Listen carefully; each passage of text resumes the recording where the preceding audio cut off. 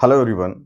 हम लोग आज एक बहुत ही इम्पॉर्टेंट टॉपिक को कवर करने वाले हैं और वो टॉपिक इस तरीके से है कि एक उसका खौफ है स्टूडेंट के बीच में कि ये कैसे कवर होगा। और वो टॉपिक ऐसा है कि जिसका फिजिक्स में बहुत ही इम्पोर्टेंस है। अगर आप समझते हो तो ऐसा समझो कि फिजिक्स के क्वेश्चन या न्यूमेरिकल करने में बहुत ही हेल्प होने वाला है।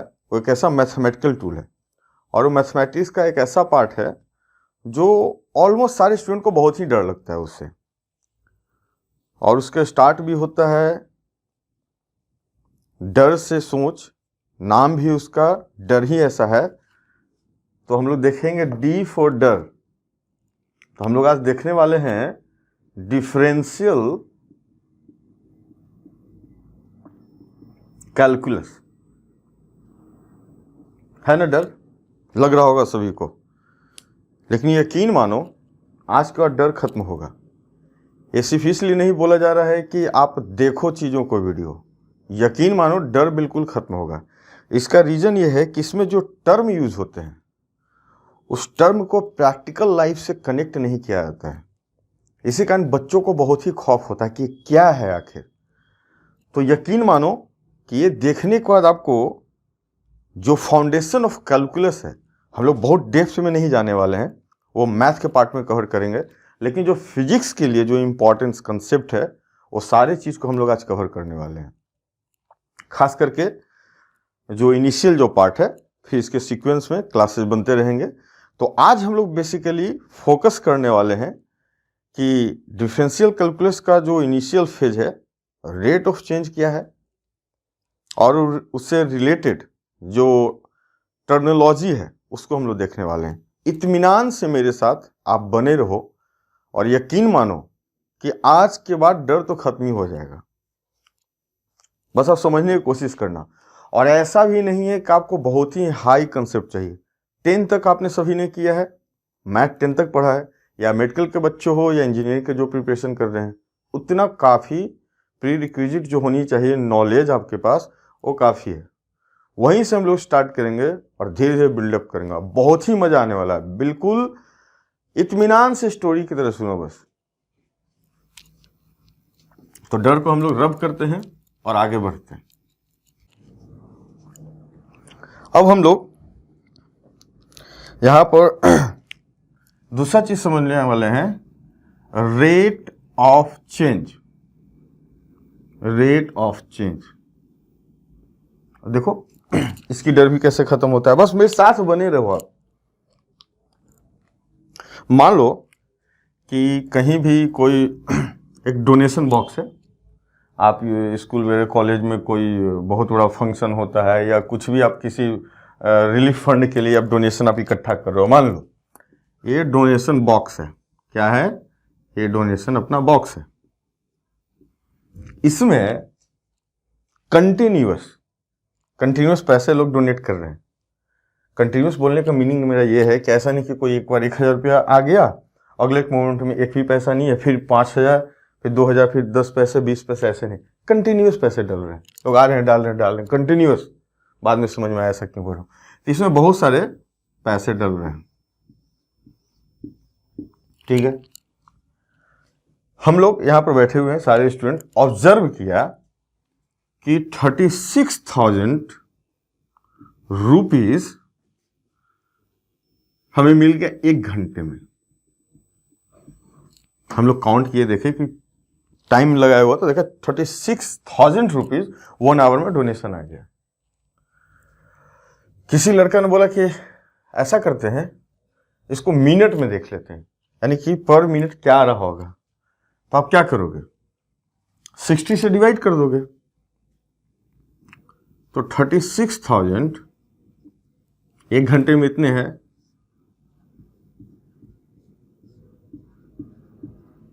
तो हम ऐसा कर सकते हैं कि 600 रुपये 1 मिनट में आ रहा होगा। बस देखते हैं, अभी तक तो आसान लग रहा है। किसी ने बोला यार ऐसा करो, 1 मिनट नहीं 1 सेकंड में देखते हैं, 1 सेकंड में कितना आ रहा है पैसा। चलो वो भी देख लेते हैं। 600 रुपीज है, 1 मिनट है, 60 सेकंड से डिवाइड किया, कितना आया? ये आ गया 10 रुपये 1 सेकंड में। कोई और एक फ्रेंड सर्कल में था, कुछ ज़्यादा ही खुराफात है, उसमें बोला कि 1 सेकंड नहीं, मेरा मर्जी है 1 मिली सेकंड निकाल के देख लेते हैं। बोला ठीक है चलो 1 मिली सेकंड में देख लेते हैं। पैसा में चेंज कर दिया, 1 सेकंड में 1000 आ गया, 1 पैसे 1 मिली सेकंड में। अभी तक तो कोई दिक्कत नहीं है, 10th में सारा कुछ आपने देखा होगा, बहुत सिंपल सी बात है। यहां पर हम लोग क्या बोलेंगे कि 36,000 रुपये पर आवर, यानी अगले घंटे भी अगर देखेंगे 1 घंटा बाद तो इसमें कितना आ गया होगा? 36,000। फिर अगले 1 घंटे बाद देखेंगे, क्योंकि हमने बोला कंटिन्यूअस पैसे में डोनेशन आ रहे हैं, एज्यूम किया। अगले घंटे बाद क्या बोलेगा कोई बंदा कि अगर किसी को मैं बताया कि 36,000 रुपीज 1 आवर में आता है, अगले तीसरे घंटे बोलेगा हाँ 36,000, क्योंकि कंटिन्यूअस आ रहा है। इसने बोला कि नहीं 600 रुपीज पर मिनट आ रहा है, वो भी सही बोला। अगले मिनट देखेगा 600, अगले मिनट देखेगा 600। एक बंदा बोला कि जिसने बोला कि पर सेकंड क्या है, इसने बोला नहीं 10 रुपीज पर सेकंड आ रहा है। बोला अच्छा अच्छी बात। ये जो खुराफात है, बोला नहीं 1 पैसे पर मिली सेकंड आ रहा है। सबकी बात सही है, जो बातें कर रहे हैं क्या कर रहे हैं, यानी कि डोनेशन का रेट क्या है, किस रेट से पैसे आ रहे हैं, किस रेट से डोनेशन आ रहा है इस डब्बे में, और रेट ऑफ चेंज क्या है। डोनेशन कितना आ रहा है? 36,000 रुपीज, डोनेशन कितना आ रहा है? 600। ये क्या है? ये अमाउंट आ रहा है, और कितने टाइम में, किसके रेस्पेक्ट में? टाइम के रेस्पेक्ट में। तो रेट ऑफ चेंज, यानी कि जो अमाउंट जिस रेट से चेंज हो रहा है, तो यहां पर हम लोग क्या बोल देंगे सिंपल कि 36,000 रुपीज पर आवर। इससे क्या समझ में आया कि 36,000 रुपीज डोनेशन आ रहा है 1 आवर में। रेट ऑफ चेंज क्या है? 36,000 पर आवर चेंजिंग आ रहा है डोनेशन बॉक्स में, या इसको हम लोग बोल सकते हैं 600 रुपीज पर मिनट। ये क्या हुआ? रेट ऑफ चेंज है हमारा 10 रुपीज पर सेकेंड, या 1 पैसे पर मिली सेकेंड। तो रेट क्या है? चेंजिंग कितना आया इतना, चेंजिंग कितना आया इतना, चेंज कितना रहा इतना, चेंज कितना है इतना। रेट मीन्स किसके रेस्पेक्ट में उसको हम लोग देख रहे हैं।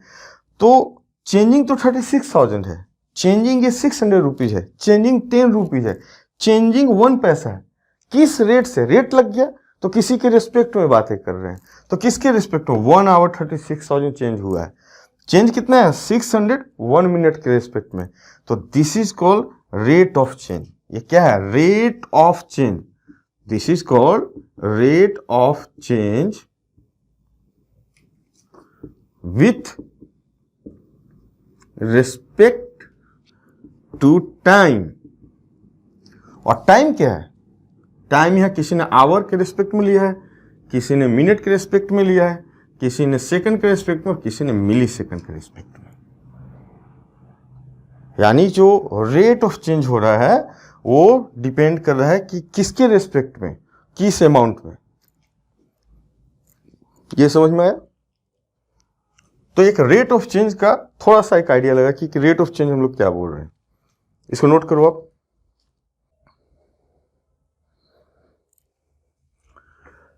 चलो इसको रब करते हैं।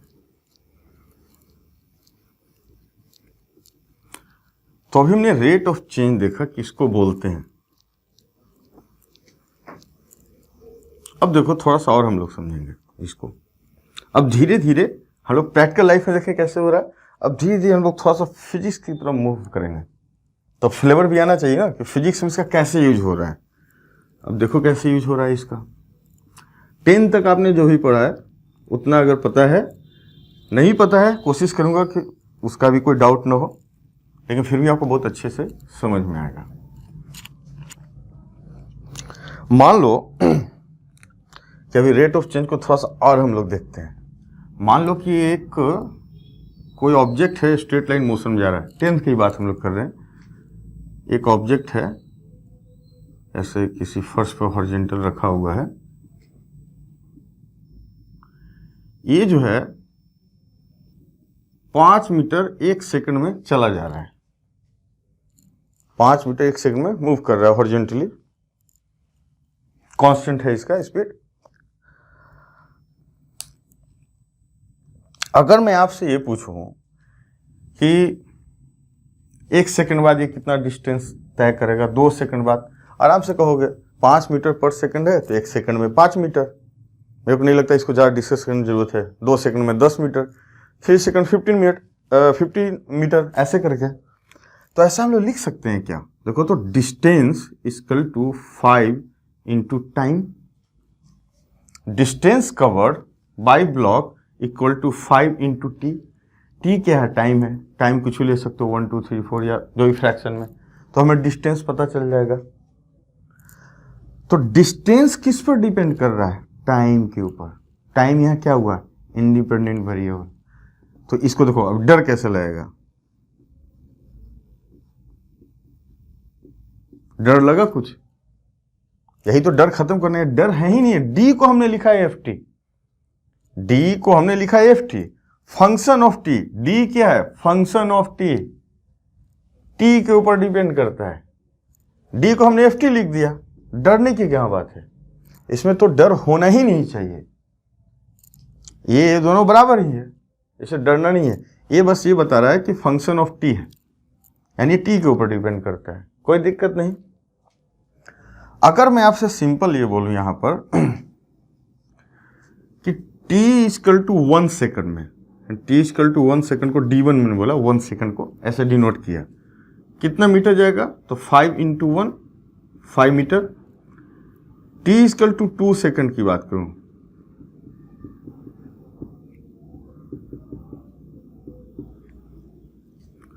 फाइव इंटू 2 कितना हुआ? 10 मीटर। अगर मैं बोलूं कि चेंजिंग क्या हुआ है, चेंजिंग क्या हुआ है, 10 मीटर 5 मीटर से 10 मीटर आ गया, तो चेंज इन डिस्टेंस क्या है? देखो चेंज इन डिस्टेंस,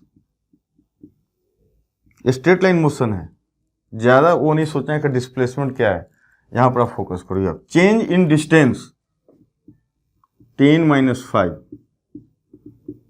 5 मीटर हुआ। कितने देर में हुआ? टाइम कितना टोटल लगा? 2 माइनस 1 सेकेंड, 1 सेकेंड। तो रेट ऑफ चेंज क्या होगा? Change in distance with respect to time. तो रेट ऑफ चेंज अगर मैं आपसे बोलूं कि rate of change with respect to time, तो क्या होगा? 5 metre change in distance upon 1 second, तो क्या होगा? 5 metre per second. Rate of change किसका? डिस्टेंस का, विथ रिस्पेक्ट टू टाइम, क्या हुआ? 5 मीटर पर सेकेंड। तो यहां भी एक आपको समझ में आया कि रेट ऑफ चेंज क्या होता है, थोड़ा सा फिजिक्स का फ्लेवर आया। थोड़ा सा और बढ़ते हैं, थोड़ा सा इस तरीके से बढ़ते हैं कि अगर मैं यहां आपको बोल दूं कि किसी भी टाइम के लिए, देखो कैसे होता है। मान लो कि टी टाइम में, इसको अगर हम लोग ऐसे लिखें, ध्यान से आप देखना, डी टी, डरना नहीं है, डी टी में तो टी टाइम में कितना जाएगा? 5t। टी इक्वल टू 1 रखे थे तो d1 लिखा, 5 इंटू 1, तो dt एंड टी टाइम में 5t मीटर गया। अगर मैं बोल दूं कि ये टी टाइम की जगह थोड़ा सा और टाइम ले लिया, डेल्टा टी। डेल्टा टी एक स्मॉल टाइम है, 0.1 सेकंड हो सकता है, 0.2 सेकंड, 0.3 सेकंड, कुछ भी हो सकता है, लेकिन स्मॉल है, 1 से काफी लेस है, राइट?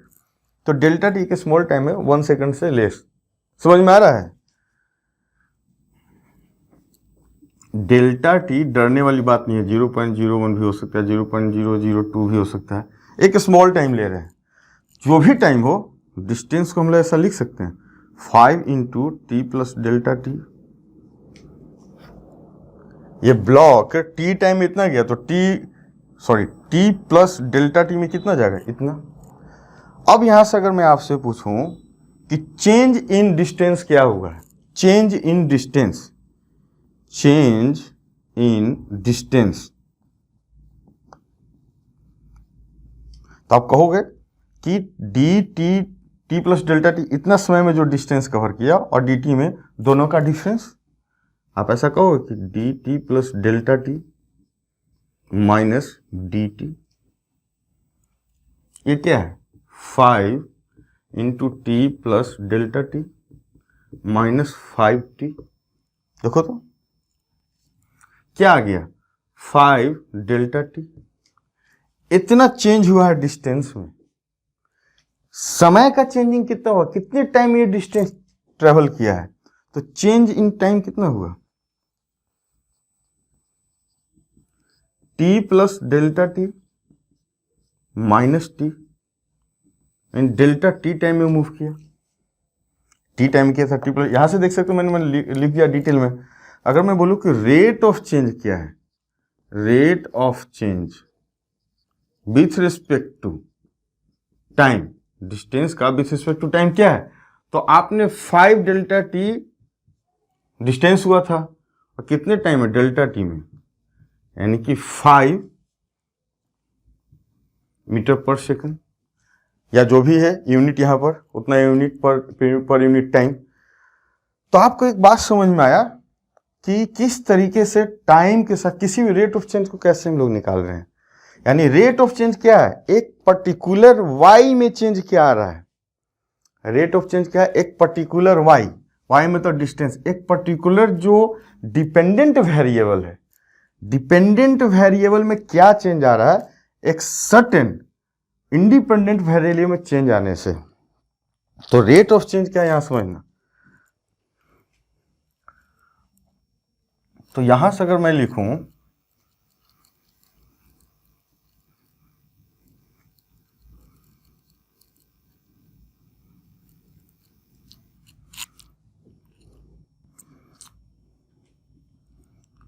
कि रेट ऑफ चेंज क्या है, रेट ऑफ चेंज क्या है, तो चेंज इन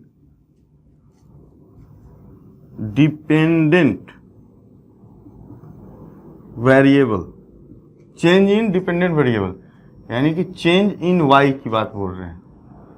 यहां के केस में क्या था, डिस्टेंस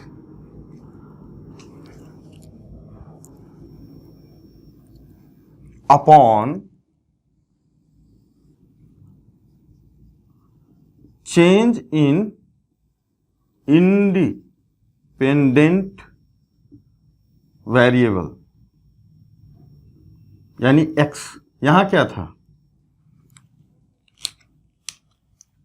यहां x था हमारा टाइम था ना, यहां पर क्या था डिस्टेंस। तो कोई भी अगर फंक्शन दिया हुआ है, रिलेशन दिया हुआ है, स्पेशल टाइप का फंक्शन की बात कर रहे हैं, तो y में जो चेंज हुआ विथ रिस्पेक्ट टू x जो उसमें जो चेंज हुआ वो दोनों का रेशियो हमारा क्या है, रेट ऑफ चेंज, यानी rate of change of y with respect to x। एक समझ में आया चीजों को, रेट ऑफ चेंज क्या है, यानी कोई भी अगर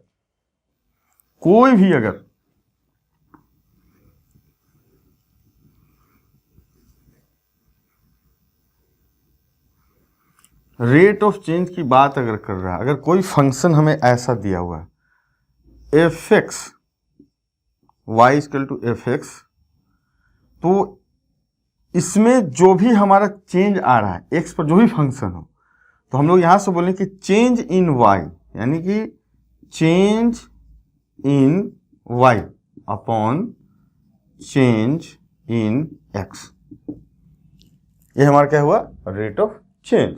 यानी वाई एक्स में जो चेंज करें, यानी एक्स में जो चेंज आ रहा है, मान लिया कि यहाँ डेल्टा एक्स हमने चेंज किया, तो इसमें वाई का जो चेंजिंग आ रहा है डेल्टा वाई, तो हमारा delta y upon delta x क्या हुआ, रेट ऑफ चेंज। ओके, समझ में आया चीजों को। देखो समझ में आया। तो यहां पर एक पर्टिकुलर केस था इस चीज़ को हमने देखा कि किस तरह रेट ऑफ चेंज होता है। अब हम लोग इसको आगे थोड़ा सा और समझेंगे प्रिसाइजली कि किसी भी पॉइंट पर, यहाँ पर क्या था बेसिकली कि ये जो मोशन था, ये कुछ x एंड y अगर बोलूँ, ये अगर टाइम है और ये हमारा डिस्टेंस है, तो ये क्या था 5t, मान लो कुछ ऐसा था, ये y इक्वल टू 5t या इसको d इक्वल टू 5t। यहाँ किसी भी टाइम पर जो चेंजिंग आ रहा था, किसी भी टाइम पर ये चेंज क्या था, ये अपॉन ये, यहाँ पर क्या था, ये अपॉन ये, देख रहे हो सारे बराबर थे। ठीक है, ये हमारा सेम आने लगा। कभी ऐसा भी केस आ सकता है कि रेट ऑफ चेंज जो है हर एक पॉइंट पर चेंज भी करे। मेरी बात समझ रहे हो आप? यहाँ क्या था, बात समझो, यहाँ पर हमने डिस्टेंस लिया था ना, डिस्टेंस का डिफरेंस लिया था और टाइम का डिफरेंस, उसका रेशियो लिए, तो यहाँ पर तो हमारा इक्वल आ रहा था कांस्टेंट 5, तो बहुत अच्छा है। कभी ऐसा भी फंक्शन आपको मिल सकता है जो हम लोग रेट ऑफ चेंज कर रहे हैं वो वैरी करते रहता है, उसको किस तरह हम लोग निकालेंगे वो अब समझने का कोशिश करते हैं, उसको कैसे प्रिसाइजली हम लोग समझते हैं। तो एक नया चीज़ फिर यहाँ लिखने वाले हैं जिससे आप लोग को शायद डर थोड़ा सा लगे, लेकिन डर को ख़त्म करेंगे हम लोग। डर तो यहीं पर है, यहाँ भी लिख सकते हैं। ये जो कांस्टेंट आ रहा है, तो अगला हम लोग जो टॉपिक कवर करने वाले हैं इसी से रिलेटेड रेट ऑफ चेंज जो है वो है, देखो आप क्या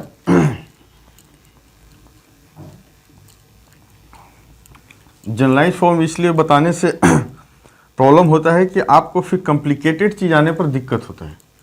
तो आप यदि प्रैक्टिकल चीज़ों को देखते हुए बढ़ेंगे तो जो भी कॉम्प्लिकेटेड आने वाला है जो जनरलाइज फॉर्म में, फिर आपको समझने में शायद दिक्कत ना हो। तो अभी हमने देखा, तो यानी कि किसी भी फंक्शन को रेट ऑफ चेंज हम लोग कैसे निकालते हैं वो देख रहे हैं।